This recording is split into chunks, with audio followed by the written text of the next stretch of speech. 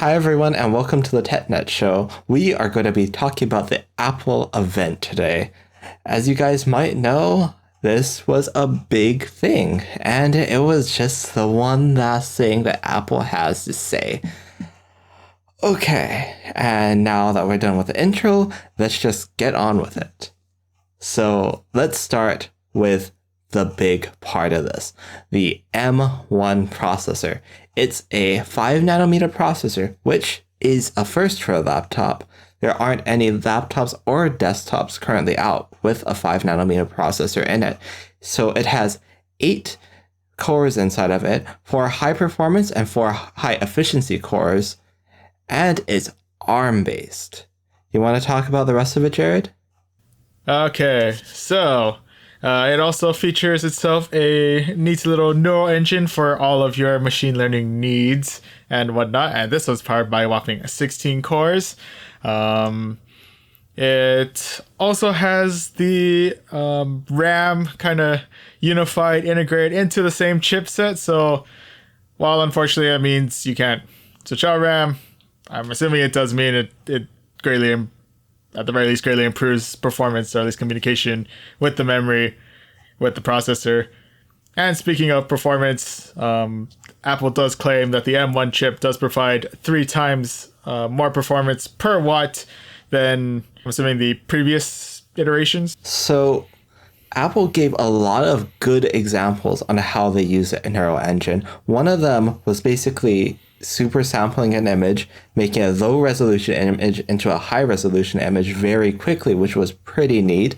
Another example that they gave was in Final Cut, their conform tool, which basically tries to figure out what the image is on screen that you're wanting to focus on, allows you to crop into the portrait or whatever sizing that you really want. So yeah, I can't wait to see what other developers do with the neural engine. And I think this is going to be a really huge part of the Apple ecosystem moving forward. It already is on the iOS side, so I can't wait to see what it does on macOS. Oh yeah, it's showing a lot of promise, this one, and it definitely really tightens the already existing bond of this Apple ecosystem. And speaking of the bond, let's talk about the computers that they announced today. So what's the point of the chipset if you don't have the hardware, right? And they brought the hardware, the MacBook Air, everyone's favorite thin and light from the start of it to now. I mean, has anyone ever forgotten the manila envelope when they just took it out, showed the world what they had? That was crazy back then. Oh yeah, that was something else. They claim that it's 3.5 times faster and has 5 times faster graphics processing, which sounds like a lot, but well, the MacBook Air already had a pretty low amount of performance to begin with. It's not too much, but it's a welcome change, and it's quite significant if you ask me. The biggest thing that they said about this, I'm an avid Final Cut user. I've been switching over to Resolve, but whatever.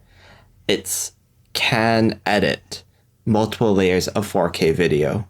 And for those of you that don't really know this, that is a big deal. Not any computer can just edit 4K video. It's very difficult on the computer, and a lot of times it stutters. So I don't know how Apple was able to squeeze that in, and I think that's pretty impressive. It's already crazy just in general to find a computer that works well in editing 4K, but just to find out that it's something that you can do off of the MacBook Air of all things, it's crazy to think about. So the ML learning is supposed to be 9 times faster on this computer with a 2 times faster SSD, which MacBooks have already had a pretty fast SSD in it. I have no idea why Apple feels like they need to make it faster, but they did it. I'm happy about it. And for you guys that care about silence, this is a very important thing to you. It is fanless. So I can see this being useful in music production. Sure, it's not the most powerful machine out there. You're not going to be making your final mixes on it. But if you're in a room recording your guitar, your voice, whatever, this is going to be great because you're not going to get that very soft hiss in the background. And it's annoying to edit out, sometimes even impossible to edit out without very expensive tools. So this just adds one part of the editing process that's a lot easier. For battery life, and this is the part where ARM's power efficiency is really going to get to you, it's supposed to have 15 hours of wireless web browsing or 18 hours of media playback. That is some very impressive numbers. I don't think that we've ever seen, well, other than laptops have massive, and I mean massive, batteries. This is unheard of in the thin and light space. 15 hours of wireless web browsing. For me, that is a multiple day machine right there. Oh yeah, easily multiple day. That is... I barely even know what to do with this many hours. So the other thing that they added was a better camera. I'm not sure if it's going to be a better camera module, but it's going to be better because it has image processing inside of it for their machine learning. And it's going to have Thunderbolt and USB 4. I don't really know of many products that use USB 4, but I know a lot of products that use Thunderbolt, and those of you that use Thunderbolt stuff are going to be very excited that ARM Macs still support Thunderbolt. Other than that, they announced a desktop. I mean, it's not the best desktop, it's the least one. It's the Mac Mini. But this is my favorite part of the announcement. I genuinely love the Mac Mini, and I was very sad that they never updated the thing. I mean, that thing is running ancient hardware, it's not great anymore, but I remember a long time ago, I used to love those things because they're so tiny, you could attach your monitor to them. It's a miniature desktop computer. Who doesn't like this tiny little desktop computer that you could just fling around? I mean, don't. I don't. Don't fling around. But if you take away anything at all for this video, do not fling your desktops. Please. Okay. But it will survive much better than a desktop tower if you toss it. Is that a good claim to make, Jerry? Yes. Do not try this at home. Take our word for it. It'll survive better than a desktop tower. It's supposed to have a 3 times faster CPU, a 6 times faster GPU, 15 times faster ML performance. And what I'm pretty excited about is the I/O on this thing. There's not many ports, but there's enough. There's 2 Thunderbolt 4 ports that also do USB 4 and 2 USB 3.0 ports. For you people that still are using those legacy things, who uses USB anymore? You. I'm kidding, please. I use USB a lot. I have USB adapters, wireless stuff. I have this USB flash drive. I love these things. Please don't take that as permission to remove those USB 3 ports. It's too late. I want them. It's already being removed. No. Anyway, the surprising thing on this announcement is that a small little detail that was shown, they claimed that it had 5 times better performance than the top selling PC, but they also revealed what the top selling PC was. It was an HP Envy with an 8th gen i5 processor. And if it's actually 5 times more powerful than that, this is going to be very impressive. Yeah, it's very interesting that, if you were to just listen to it and you just heard it's 5 times is it better than the top selling Windows desktop, you think well, that sounds a little vague. And from the sound of it, it usually would be. But there was that little that little implication, or I guess that really big implication, that they also graciously used as, I guess, for size comparison for one thing, but it is very interesting that they decided to use that particular computer in that particular moment. seems pretty clear to me that they're trying to make a point here. So, yeah, I'm very much looking forward to see how this compares to processors in the x86 space, because yes, the 8th Gen i5 is not the most powerful processor out there. Actually, it's not even a great processor these days.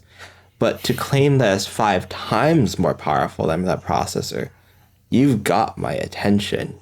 Easily sounds like from I think a little bit of research that we've done earlier, it easily looks like it's going to be up there with some of the real top contenders of this day and age. And let's talk about the last laptop. Honestly, I thought that they were done when they were announcing their things, because I would have assumed they would announce all their laptops and then they would get to their desktops. I was assuming by the end of the Mac Mini they would either have, an iMac or something like that. But there was something unexpected. The MacBook Pro was also announced. It has a 2.8 times faster CPU, which that's a very weird number. Oddly specific, but hey. A 5 times faster GPU, 11 times faster ML performance, machine learning performance, and the battery life. Oh my goodness. The battery life. 17 hours of wireless web browsing. That number doesn't sound impressive enough to you? Get this one. 20 hours of video playback. That's a lot of YouTube. That is almost literally a full day. Think about that. So they say that they have studio quality mics. The only other computer that I think that has studio quality mics in their lineup is a MacBook Pro 16. Don't quote me. I don't know if the old Air had it. But I do know that the 16-inch does have it, and they sound very good. So that's another nice thing to have. It also has the camera image processor, 2 Thunderbolt ports, which is, Thunderbolt 4 and USB 4, just like everything else. And it comes with a nice price tag of $1,299. Same price as the last one. Oh, I'm sorry, I forgot to say the price of the other ones. So the Mac Mini was $699, which is $100 less than the previous one. And the MacBook Air is $999. Oh, yeah. So that one keeps pretty much the same, kind of like the MacBook Pro. But I mean, there's always the cherry on top with these things. And with the MacBook Pro, they claimed that it can play back 8K in full quality, which is a great achievement for any computer out there. If a computer can play back 8K video, it's already a pretty beefy computer. But in DaVinci Resolve. Oh, that's wild. DaVinci Resolve is a very GPU-hungry program. It loves GPUs. It doesn't seem to really work too well with CPUs. I've had a lot of issues with trying to not use hardware rendering on DaVinci Resolve. Man, that's a bad experience. Jared, don't you love CPU rendering with DaVinci Resolve? Oh, yes. It's the best. 10 out of 10. Stay away from it as much as possible. Would recommend. But yeah, it's very impressive that it's able to play back 8K footage. I'm excited to see what the MacBook Pro has to offer. Credit where credit is due throughout this throughout this entire event and whatnot.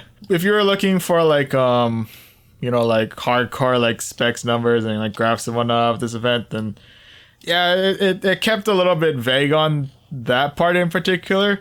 With the closest thing we ever got to an actual comparison being, well, in the background they had a very specific computer for the Mac Mini. But in replace of that, Apple did provide a lot of real world examples and use cases where they got really specific into those, like how we just said with the MacBook Pro. It's you can play back in 8K in DaVinci Resolve, so not even just in Final Cut and whatnot. And speaking of which, you had your there's a 4K video in the MacBook Air, and what was it, the things that we were mentioning back in the even priorly with the M1 chip? One of the things that they actually announced, well, not announced, but they talked about was playing a game called Baldurs Gate.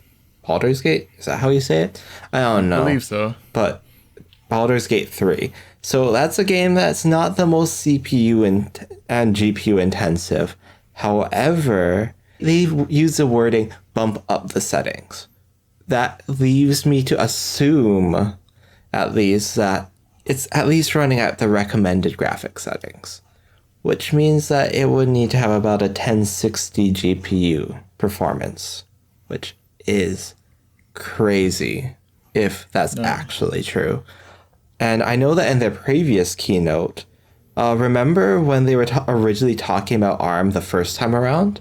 They showed off Shadow of the Tomb Raider. Oh, yeah. So, I mean, if they could play Shadow of the Tomb Raider, period, on this, I'd be impressed. That'd be major impressive. Well, obviously, this is not going to be a gaming PC.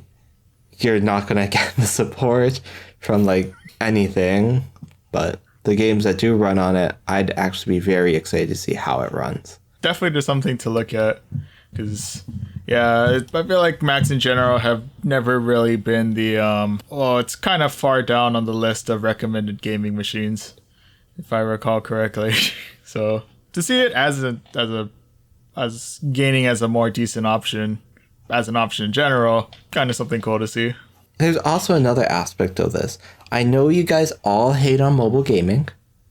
Sometimes, I admit, I do too. But I feel like this might actually give mobile gaming another push, because this means that people that create mobile games also need to think about, okay, the audience is mainly for mobile gamers, but what if we bring the experience of this mobile game to the Mac? First glance, maybe that doesn't sound like that big of a deal, but with Apple trying to push Apple Arcade as much as they are, and with the already good games, good mobile games on Apple Arcade for iPads and iPhones, I would not be that surprised if this game library just starts expanding and expanding, making room for like gamers on the Mac itself with some pretty interesting exclusives. So what you're telling me is that there will be some mobile gamers who will evolve from this stage into full-blown Apple gamers. We will have a brand new category. Yes. That would actually be pretty interesting, though. If Apple comes out as another player in the gaming industry, that would be very weird. I feel like they're going to be more Nintendo-esque than, Xbox or PlayStation, relying more on their exclusive titles to get them through. Because I do know that like every single game on the Apple Arcade is mostly only on Apple Arcade. Yeah, if they become another major player in the gaming industry, I think that will give the other companies a way to push forward, figure out what they want to do better, and not be stagnant. Extra competition is always nice. Provides a little bit of the extra push. Now, let's talk.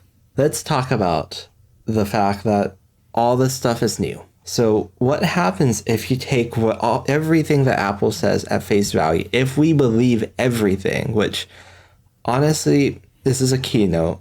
I have my hopes a bit out there. And my hopes are that they live up to this. Of course, there's always a chance that they're not going to. Every keynote, take everything with a little grain of salt. I'm not claiming that they're not going to, but the reality is they've made some pretty bold claims here. Let's have a conversation like, if everything they said is true, why would you get anything but one of these products if you're looking for a thin and light laptop? That's admittedly a really hard one to defend. And I will admit, I have tried. We've had, full disclaimer, we've had this discussion prior to this, and believe me, I've tried every which angle to try and defend a thin and light Windows computer. what was it? I tried to defend like normal use case and whatnot, but that came down to the fact that the MacBook still had better battery life.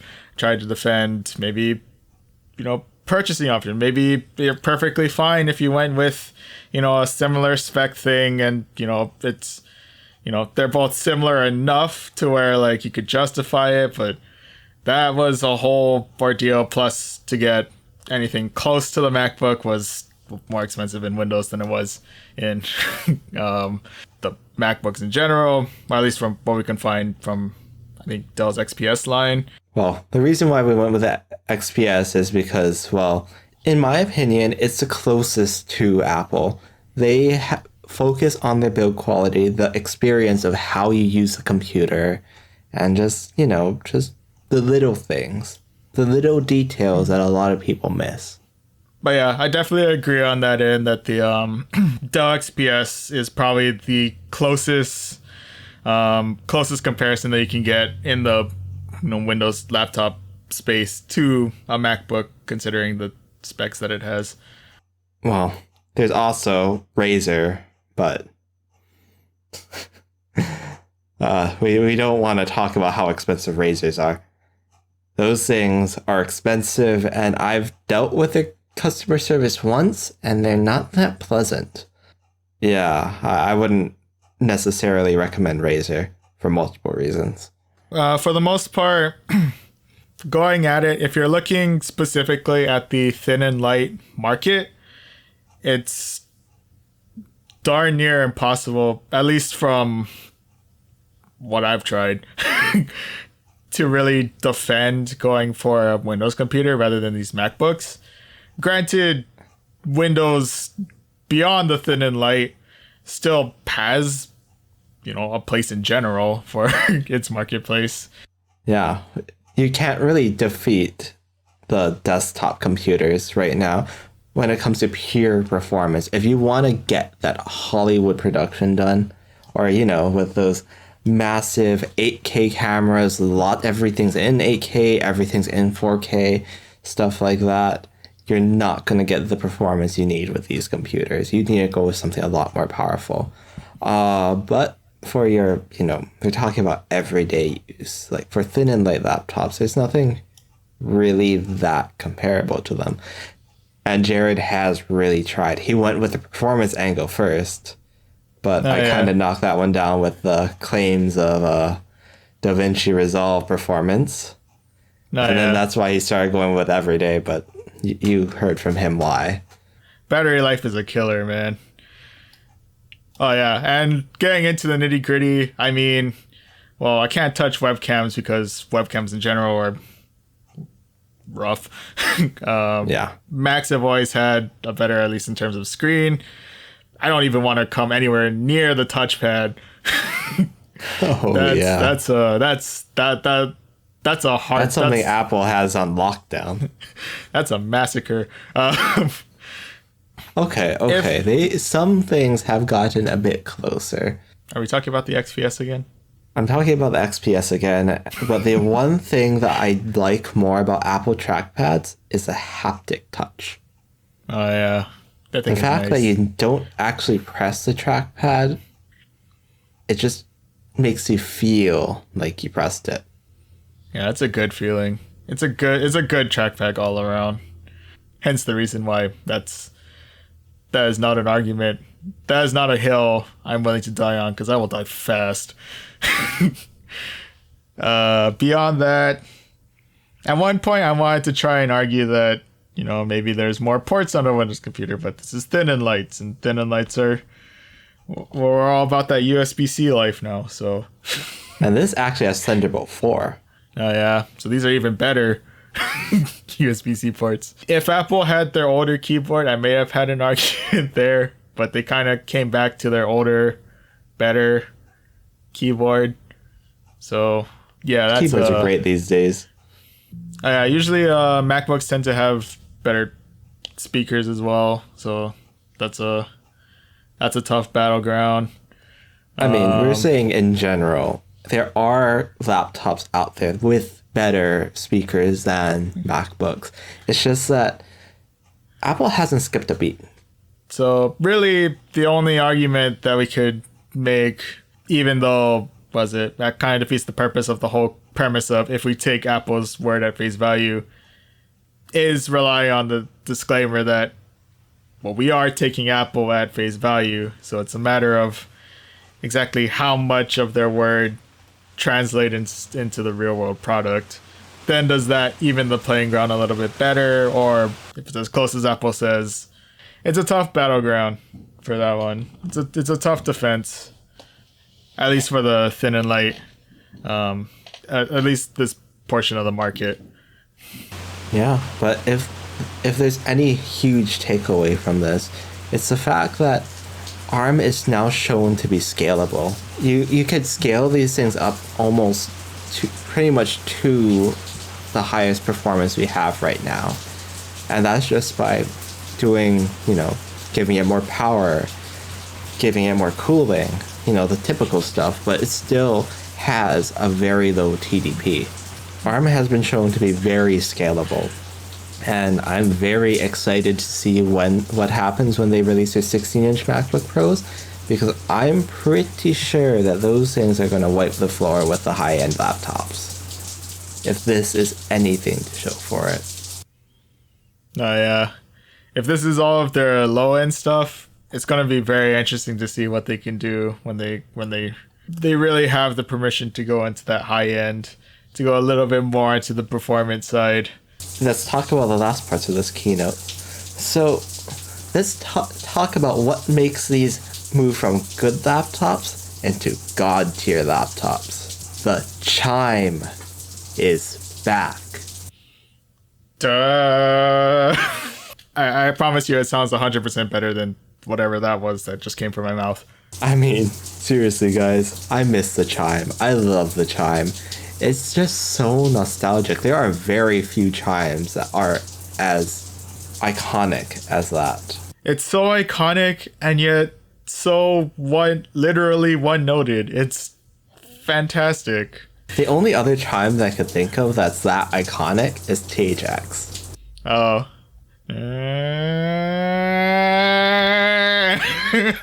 I wonder if the THX chime is more... Is it the chime itself, or is it the fact that when you want to watch a movie late at night, you're trying not to wake everyone up by the ever-increasing volume that is the THX chime? Maybe. Who knows? But that is very memorable. The movie theater's screaming at me, and it's getting louder. And let's talk about the very last part of it. More like the secret ending of this. And man, did this make this keynote the best keynote ever. PC Man is back. PC guy. They're bringing about all the nostalgia today. I know they are. Oh my goodness. I was so excited when I saw that. Jared can attest to that. First, I literally messaged him the second that I saw that. I was aware of that. I was waking up, said, I think not too long after he messaged that, and all I see on my screen is PC guy is back. I have never been more confused in any moment, in any morning, than I was at that moment. I really liked that short segment at the end, and it was just a good throwback, and I think it was fitting to end this keynote because it's really all about the Mac, and it's been a long time since we've had a keynote that's about the Mac. No, when was the last? Yeah, they always throw it as an extra or something. Yeah, whenever they have. I'm guessing. Would the last major thing be the Touch Bar from the Pro, or was there? I mean, that was big, but it wasn't really it wasn't its own event. I think it got released alongside an iPhone or something like that. Oh yeah, probably lumped in there somewhere. It's oh yeah, we have a new MacBook Pro thing. Oh, and it also has a bar. It's been a long time since Apple has really focused on the Mac, and maybe this is a new direction for them. Who knows?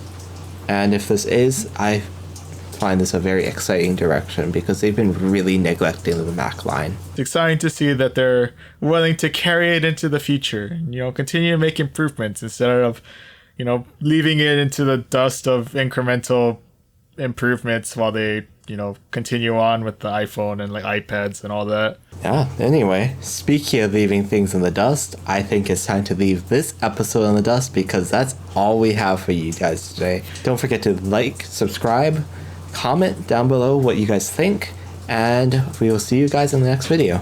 Bye for now. See ya.